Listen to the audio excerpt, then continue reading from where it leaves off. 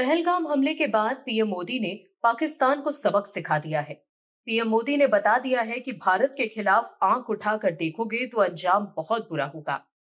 भारत ने पाकिस्तान के 11 एयरबेसेस को तबाह कर दिया है, लेकिन फिर भी भारत में विपक्ष के लोग प्रधानमंत्री मोदी पर ही सवाल उठा रहे हैं और तरह तरह के आरोप लगा रहे हैं कि डोनाल्ड ट्रंप के दबाव में आकर पीएम मोदी ने सीज फायर के लिए हाँ कर दी। लेकिन सरकार की ओर से बता दिया गया कि पाकिस्तान भारत के सामने गिड़गिड़ाता हुआ आया था कि अब माफ कर दो, हमारा बहुत नुकसान हो गया है। पाकिस्तान ही अमेरिका के पास गया था कि ट्रंप साहब अपने दोस्त पीएम मोदी को बोलकर भारत की कार्रवाई रुकवा दो, हम भारत की बात मानने के लिए तैयार हैं। जिसके बाद पीएम मोदी ने सोचा कि चलो, अब पाकिस्तान घुटनों पर आ गया है तो एक और मोहलत देकर देखते हैं, क्योंकि पीएम मोदी पहले भी कह चुके हैं कि भारत युद्ध की धरती नहीं, बुद्ध की धरती है।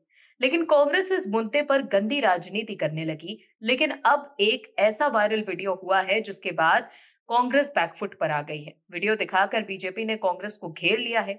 बीजेपी के फायर ब्रांड नेता निशिकांत दुबे ने भी बड़ी बात बताई। दरअसल कांग्रेस नेता जयराम रमेश और पवन खेड़ा एक प्रेस कॉन्फ्रेंस के लिए आए। इसी दौरान एक सवाल पर वो कुछ भी बोलने से बचते दिखे।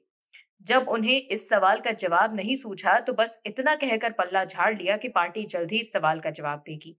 पूरा घटनाक्रम तब सामने आया जब पाकिस्तान का समर्थन करने वाले तुर्की और अजरबैजान के बहिष्कार को लेकर सवाल किया गया। सवाल सुनकर दोनों नेता एक दूसरे को माइक पास करते दिखे।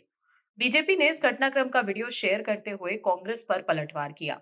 बीजेपी आईटी सेल के प्रमुख अमित मालवीय ने इस घटना का एक वीडियो शेयर किया और कांग्रेस पर निशाना साधा।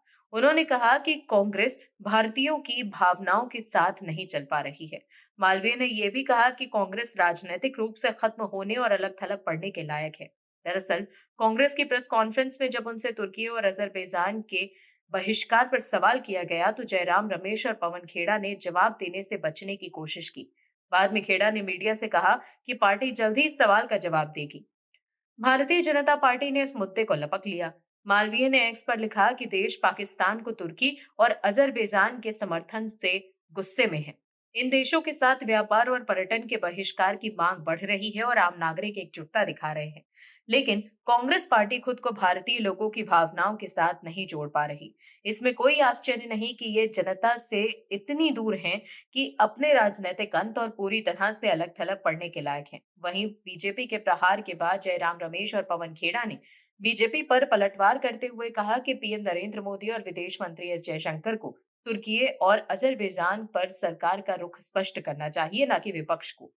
पवन खेड़ा ने अमित मालवीय के एक्स पोस्ट पर रिएक्ट करते हुए कहा कि चूंकि ये सवाल बीजेपी के एक पदाधिकारी द्वारा उठाया जा रहा, इसीलिए प्रधानमंत्री कार्यालय और एस जयशंकर को तुरंत स्पष्ट करना चाहिए कि क्या भारत सरकार ने तुर्की के साथ सभी राजनयिक और व्यापारिक संबंध तोड़ दिए हैं।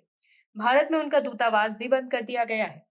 वहीं कांग्रेस के खिलाफ निशिकांत दुबे भी हमलावर हैं। निशिकांत दुबे ने एक्स पर लिखा कि चीन के साथ कांग्रेस पार्टी के राहुल गांधी जी ने अगस्त 2008 में समझौता किया कि सूचना का आदान प्रदान हो रहा है।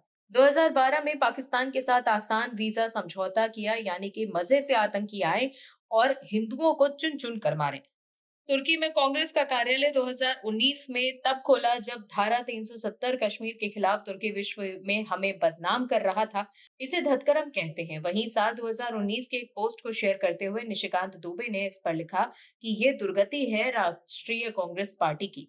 साल 2019 में यूएन सिक्योरिटी काउंसिल में तुर्की ने हमारा विरोध किया। उसी साल सैम पेत्रोदा, जो सोरोस के टुकड़ों पर पलता है, ने कांग्रेस पार्टी से हमारे दुश्मन के यहाँ कार्यालय खोला। दर्शकों, इस वक्त देश में तुर्की और अजरबैजान के बहिष्कार की मांग उठ रही है, लेकिन कांग्रेस इस पर बोलने के लिए तैयार नहीं। अगर आप दर्शक भी तुर्की और अजरबैजान के बहिष्कार के समर्थन में है तो कमेंट सेक्शन में बॉयकॉट जरूर लिखिएगा। आप दर्शकों से विनम्र निवेदन है कि चैनल को सब्सक्राइब जरूर करें